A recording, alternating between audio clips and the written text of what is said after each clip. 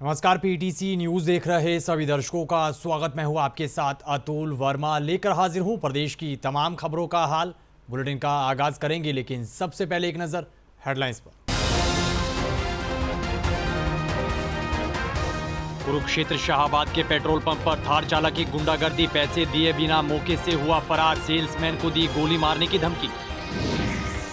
भाजपा सांसद रामचंद्र जांगड़ा ने की कांग्रेस विधायक अशोक अरोड़ा के साथ हाथापाई की घटना की निंदा, भाजपा की तिरंगा यात्रा पर भी बोले।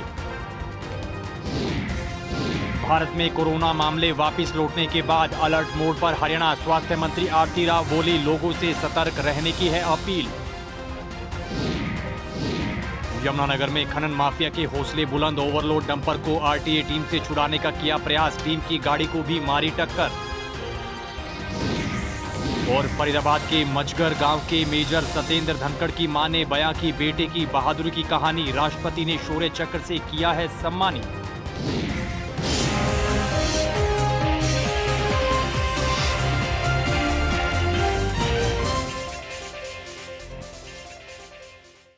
तो चलिए बुलेटिन का आगाज करेंगे बड़ी खबर के साथ। कुरुक्षेत्र शाहाबाद के एक पेट्रोल पंप पर तेल डलवाने आए थार गाड़ी सवार युवकों के सेल्समैन को घसीटने और पैसे ना देने का बड़ा मामला सामने आया है। वहीं ये पूरी घटना पेट्रोल पंप पर लगे सीसीटीवी कैमरे में कैद हुई है और इसकी तस्वीरें भी सामने आई हैं।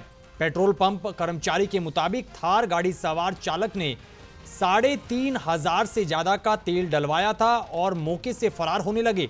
पंप कर्मचारी के मुताबिक थार गाड़ी चालक को रोकने का प्रयास किया गया, लेकिन थार गाड़ी चालक ने गोली मारने की धमकी दी और मौके से फरार हो गए, जिसकी शिकायत उन्होंने पुलिस को दी है। फिलहाल पुलिस सीसीटीवी फुटेज के आधार पर मामले की जांच कर रही है। सर जी, ये वो गाड़ी आई वहां पे थार गाड़ी आई, इधर से 2 लड़के थे, उसमें बोले जी फुल कर दो। मैंने कहा ठीक है, मैं फुल करने लगा जी। ऑटो कट हो गया 3610 पे। मैंने कहा, उन्होंने 4200 का बोल रहा था पहले। मैंने कहा जी 3600 का ही हो गया, 3610 रुपये कुछ का। वो कह रहे कोई बात नहीं, इतना ही रहने दो। मैंने वो बंद कर दी मशीन, ढक्कन बंद कर दिया। फिर मैंने कहा जी पेमेंट करे, पेटीएम करेंगे, ये ले फोन। उन्होंने फोन दे दिया मेरे को, मैंने स्कैन करके मैंने कहा कर दो। थोड़ी देर एक्टिंग सी करके कह रहे हो गया अंकल जी। मैंने कहा हुआ नहीं भाई पेटीएम, क्योंकि साउंड बॉक्स बोलता है जी। साउंड बॉक्स में आवाज नहीं आई।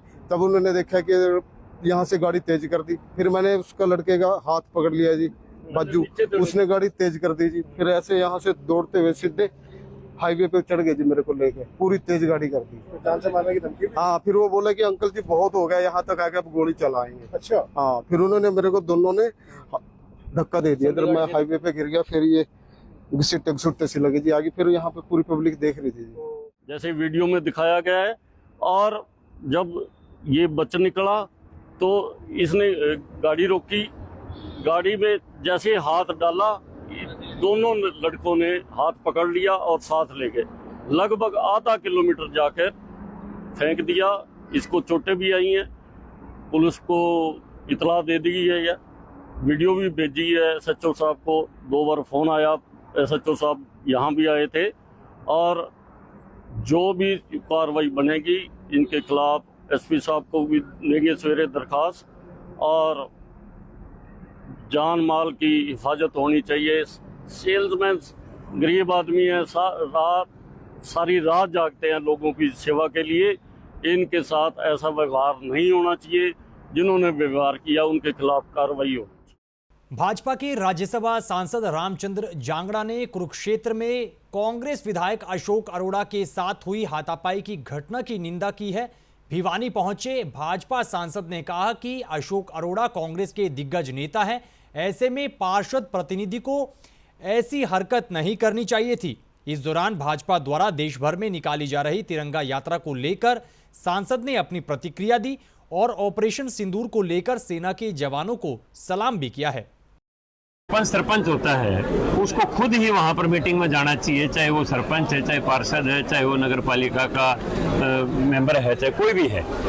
प्रतिनिधि अगर जाता है तो ये प्रथा थोड़ी सी गलत है। और अगर उसने, अशोक अरोड़ा जी ने ये सवाल उठा दिया भाई पार्षद को खुद आना चाहिए, प्रतिनिधि को नहीं बैठना चाहिए, तो उसमें कोई अशोभनीय व्यवहार नहीं करना चाहिए था। बेशक अशोक अरोड़ा जी कांग्रेस के हों, लेकिन सम्मानीय हमारे विधायक हैं, वो भी हम उनका सम्मान करते हैं। और किसी भी पार्षद प्रतिनिधि को किसी भी विधायक के प्रति असम्मानजनक व्यवहार नहीं करना चाहिए, ऐसा मेरा कहना है। भारत में कोरोना के मामले वापिस सामने आने को लेकर अब पूरा हरियाणा अलर्ट मोड पर है और इस मामलों को लेकर हरियाणा की स्वास्थ्य मंत्री आरती राव ने अपनी प्रतिक्रिया दी है। झज्जर पहुंची मंत्री आरती राव ने कहा कि विभाग पूरी तरह से तैयारियों में जुटा हुआ है, वहीं लोगों को भी सतर्क रहने की सलाह दी जा रही है। सारी तैयारी, जैसे मैंने पहले भी कहा, तैयारी पूरी चालू है। हमारे कुछ केस आए हैं और मैं बस ये चाहूँगी लोगों के बीच में ये डर ना डाल दें कि बहुत ज़्यादा फैला हुआ है, ऐसा नहीं है। आप मगर हाँ, आप अपने सिक्योरिटी के लिए, अपनी खुद के लिए आप ज़रूर अपने हाथ सैनिटाइज़र लगाएं, जैसे हम पहले लगाते थे, मास्क लगाएं जब ज़्यादा भीड़ में जाते हैं। और मैं लोगों से यही कहूँगी कि अभी डरने की कोई बात नहीं है और साथ साथ सरकार ने सभी प्रतिबंध कर दिया, सब कुछ है। हमारे पास ऑक्सीजन है, हमारे पास दवाइयाँ हैं, सब कुछ है और बहुत ही माइल्ड केसेस हो रहे हैं, तो डरने की कोई बात। खबर यमुनानगर से है। यमुनानगर में खनन माफिया के हौसले बुलंद नजर आ रहे हैं। ताजा मामला रादौर का है, जहां पर आरटीए विभाग की तरफ से ओवरलोड डंपर को कब्जे में लिया गया। बताया जा रहा है कि खनन माफिया के इशारे पर बोलेरो गाड़ी में सवार होकर आए अज्ञात लोगों ने आरटीओ की टीम से डंपर छीनने का प्रयास किया और आरटीओ की टीम की गाड़ी को टक्कर मारकर मौके से फरार हो गए। इस घटना में कर्मचारी को चोट लगने की खबर है, जिसको लेकर पुलिस जांच कर रही है। ये विजय कुमार जी हैं, मोटर व्हीकल ऑफिसर कुरुक्षेत्र, जिन्होंने आज एक कंप्लेंट देखिए एक मुकदमा दर्ज कराया कि उनकी टीमिंग कर रही थी भारी वाहनों की, जिसमें एक मिट्टी के डंपर को उन्होंने रुकवाया। ओवरलोड के शक में एक अपना कर्मचारी बिठा के उसका कांटा कराने के लिए उसको भेजा, लेकिन उस गाड़ी वाले ने गाड़ी को भगा लिया और जब गाड़ी को भागते हुए उसके बंदे कर्मचारी ने देखा तो वो गाड़ी से कूद गया। और जब टीम को पता लगा तो ये मोटर व्हीकल ऑफिसर जो हैं, इन्होंने उस गाड़ी का पीछा किया। तो उसकी मदद के लिए एक ट्रक के साथ जो गाड़ी चल रही थी, बोलेरो कैंपर है, तो उन्होंने भी उसको भगाने में मदद करने के लिए बोलेरो कैंपर को इनके आगे अड़ा दिया। पहले उसने टक्कर मारने की कोशिश की, जब एक जगह पर रुक गए तो फिर पीछे से ट्रक ने आके इनको हिट करके इनको जान से मारने की नीयत से इनको गाड़ी को टक्कर मारी, जिससे मोटर व्हीकल ऑफिसर की गाड़ी में बैठे थे सरकारी वाहन, वो टक्कर लगने से नीचे पलट गया। हरियाणा सिख गुरुद्वारा मैनेजमेंट कमेटी का नया प्रधान चुन लिया गया है। जगदीश सिंह झिंडा को कमेटी का नया प्रधान बनाया गया है, जिसको लेकर सिख समाज में खुशी का माहौल है। वहीं अंबाला में रूपेंद्र सिंह को कमेटी का एग्जीक्यूटिव मेंबर बनाया गया है। रूपेंद्र सिंह बीती शाम अंबाला के पंजोखरा साहब गुरुद्वारा पहुंचे और माथा टेक कर उन्होंने गुरु का आशीर्वाद लिया। इस दौरान उन्होंने कहा कि वाहेगुरु की कृपा से उन्हें ये मौका मिला है और वो नई जिम्मेदारी को पूरी ईमानदारी से निभाएंगे। संगत के सहयोग नाल मैं पूरी कोशिश करांगा, ईमानदारी नाल काम करांगा ते जिन्ने पिछले काम रुके हुए हैं उन्हें ईमानदारी नाल अगे रख के संगत के सहयोग नाल ते गुरु की सेवक कृपा नाल सारे ईमानदारी नाल काम करांगे। असीं पहला भी इलैक्शन लड़न तो पहला भी कहा सी ते आपां पूरी कोशिश करांगे एजुकेशन बारे, ते असीं यही चाहते हैं कि साडे एरिया च भी कोई एजुकेशन, कोई अच्छा स्कूल सिखां दे ते जो गरीब बच्चे पढ़ सकन ते अपने सिख बच्चे भी पढ़ सकन ते असीं पूरी कोशिश करांगे अपने एजुकेशन बारे, पूरी अपनी बॉडी दे अगे रखांगे, पूरे अपनी टीम दे अगे लेके आवांगे, उन्हां तों पूरा काम करांगे। खबरों में आगे बढ़ेंगे, अगली खबर का जिक्र करेंगे। अगली खबर महेंद्रगढ़ से है। महेंद्रगढ़ के हुडीना गांव में 2 ट्रकों की टक्कर के बाद एक सीएनजी ट्रक में आग लगने का बड़ा मामला सामने आया है। बताया जा रहा है कि इस घटना के बाद से आसपास के इलाके में अफरा तफरी का माहौल बन गया। इधर ट्रक के चालक ने समय रहते कूदकर अपनी जान बचाई है। प्रत्यक्षदर्शियों के मुताबिक हादसे के तुरंत बाद देखते ही देखते आग ने आसपास की फसलों के अवशेष और ईंधन सामग्री को अपनी चपेट में ले लिया, जिसकी सूचना तुरंत दमकल विभाग को दी गई, जिसके बाद दमकल की 4 गाड़ियों ने कड़ी मशक्कत करते हुए आग पर काबू पा लिया। एक ट्रक साइड से चल रहा था, उस जाने वाले ट्रक ने उस ट्रक को टक्कर मारी और टक्कर लगने से सीएनजी जो होती है, हमारे जो सीएनजी चलते हैं गाड़ी, वो सीएनजी पाइप फट गई। उसकी वजह से उस ट्रक में आग लग गई। उसके साथ पड़ा ईंधन, कड़वी, धासे, कुछ ऐसा वगैरह वगैरह था और एक जो कैरो अपना ऑयल का टैंकर और साथ में खड़ा था उसके मकान के पास। उसको भी थोड़ा सा आगे आगे से कैबिन में आग लगी है। उसको हमने सभी को काबू पाया। और जो मेन ट्रक था जो पहले टक्कर मार के गया था, उसके तो 3-4 टायरों में आग लग गई और ट्रक जल गया पूरा। अगली खबर जींद से है। जींद सोनीपत नेशनल हाईवे पर एक सड़क हादसे की खबर निकल कर आई है, जिसमें 3 लोग बाल बाल बचे हैं।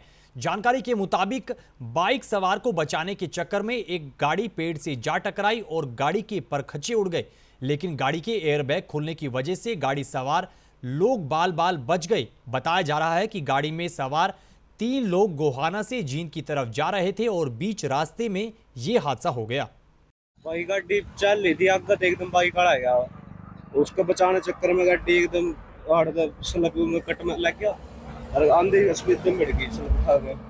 एयरबाजी 3-4 पलटे आड़ पड़ गई सीधी।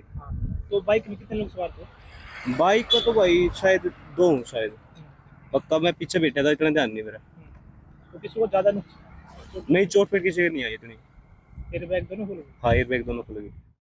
अगली खबर फरीदाबाद से है। फरीदाबाद के मचगर गांव के रहने वाले मेजर सतेंद्र धनखड़ को उनकी बहादुरी के लिए राष्ट्रपति द्रौपदी मुर्मू द्वारा शौर्य चक्र से नवाजा गया है। वहीं उनकी मां ने अपने बेटी की बहादुरी के किस्से साझा किए हैं। उन्होंने बताया कि उनके बेटे ने जून 2024 में जम्मू कश्मीर के डोडा में कंपनी कमांडर के तौर पर आतंकवाद विरोधी अभियान का नेतृत्व किया और आतंकियों से मुठभेड़ के दौरान उनके पैर में गोली लगी, लेकिन बेटे ने हार नहीं मानी और 3 आतंकवादियों को मार गिराया था। तो जब बेटा घायल है, जब हमें बताई नहीं फोन पे, हमें तो जब घर आके यहाँ नहायो है और नहारो जब मैं वो दिखने घा पर गो कच्छा थे, मैंने कि बेटा यू काय के निशान दे रहे हैं, बोला झट हंस पर हंस के फिर जब वो बताई कि माँ ऐसे ऐसे गोली जब लगी दिसंबर में, जो मैंने 3 आतंकवादी मारे और जब यूँ के एक फौजी घायल है और वहाँ में फौजी भी खत्म है गए, मतलब 1-2 बेचारे। तो जब जो यूँ के घायल बन माँ मैं यूँ वाटे में घायल अस्पताल में, ऐसे बताई भैया ने घर आके, वहाँ ना बताई भैया हमें, वहाँ ना बताई कैसी भी, घर आके बताई। तो बेटा बहुत बहुत खुशी है, बाबा के आशीर्वाद थे, बजरंगबली बाबा का आशीर्वाद है हम पे। कितने बेटे हैं आपके टोटल? 3 बेटा हैं। अच्छा, क्या क्या करते हैं सब? बड़े बेटा जितेंद्र धनखड़, वो तो वकील है, बड़े बार वकील बोले जा। मैं अनपढ़ हूँ बाबू, मैं पढ़ी लिखी ना हूँ, तो मुझे वैसे इंग्लिश कुछ ना आवे। और यू बेटा सॉफ्ट इंजीनियर है, बीच वाला धर्मेंद्र धनखड़। तीसरा बेटा सतेंद्र धनखड़ है, जहाँ कोई फोटो लग रहा है, यू लेफ्टिनेंट बनो जब कोई फोटो।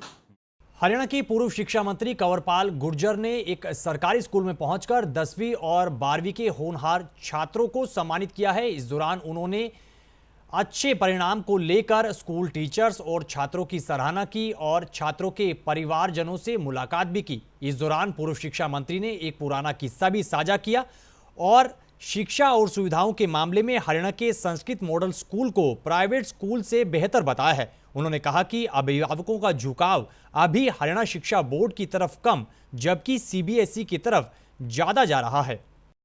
कि भाई ये जो मॉडर्न संस्कृति स्कूल जो इतने बढ़ाए ना, इसमें बिलासपुर के स्कूल का बहुत रोल है, क्योंकि जो बिलासपुर था, तो मैं जब स्पीकर बनया तो मेरे पास पहली बार लोग आए जी हमारा एडमिशन करवाया, तो बिलासपुर के सरकारी स्कूल में। तो मेरे लिए रणनीति सरकारी स्कूल में एडमिशन क्या, इसमें कुछ पारसी है, ले लो जाकर एडमिशन हो गया था। तो लेकिन ऐसा था नहीं, वो लगे जी वहां तो बड़ी बारी वो है, सिफारिश मानते नहीं बिल्कुल कोई भी। तो मैंने कहा यार सरकार का भी स्कूल ऐसा है जहां सिफारिश नहीं चलती, और सिफारिश से एडमिशन कराना पड़ा। तो फिर मैंने उसकी सारा जानकारी ली, और जब मैं शिक्षा मंत्री बना तब मैंने माननीय मुख्यमंत्री जी के सामने ये प्रस्ताव रखा कि जो संस्कृति मॉडल स्कूल है वो बहुत अच्छे चल रहे हैं हमारे, बहुत ही अच्छा काम हो रहा है उनमें, तो उनकी संख्या बढ़नी चाहिए। खबरों में आगे बढ़ेंगे, अगली खबर का जिक्र करेंगे। अगली खबर नारनौल से है। नारनौल का 100 साल पुराना रेलवे स्टेशन अब विश्व के मानचित्र पर होगा। अमृत भारत योजना के तहत नारनौल के इस रेलवे स्टेशन को सूची में शामिल किया गया है। रेलवे स्टेशन के सौंदर्यीकरण का काम लगातार जारी है और अंतिम चरण में बताया जा रहा है। वहीं रेलवे स्टेशन की कायाकल्प को लेकर यात्रियों ने खुशी जाहिर की है और प्रधानमंत्री नरेंद्र मोदी के नेतृत्व का जिक्र किया है। अपना पुराना स्टेशन है, इसको माननीय प्रधानमंत्री श्री मोदी जी द्वारा अमृत भारत स्टेशन स्कीम के अंतर्गत शामिल किया गया है तथा इसके सौंदर्यीकरण के लिए 18 करोड़ रुपए का बजट पास करवाया गया है। इसके साथ ही इसका 12 से 13 करोड़ के लगभग पैसा आ चुका है, जिससे इसके सौंदर्यीकरण का कार्य चल रहा है, जिसके अंतर्गत स्टेशन का पोर्च है, फसाड है, वेटिंग हॉल का रिनोवेशन है, यात्री सुविधाओं को देखते हुए शौचालय है और प्लेटफॉर्म शेल्टर का एक्सटेंशन है, प्लेटफॉर्म सरफेसिंग है, 2 व्हीलर और 4 व्हीलर की पार्किंग बनाई जा रही है। तो इस खबर के साथ फिलहाल इस बुलेटिन में इतना ही, लेकिन पीटीसी न्यूज पर खबरों का सिलसिला बदस्तूर जारी है। आप बने रहिए पीटीसी न्यूज के साथ। फिलहाल के लिए दीजिए इजाजत। नमस्कार।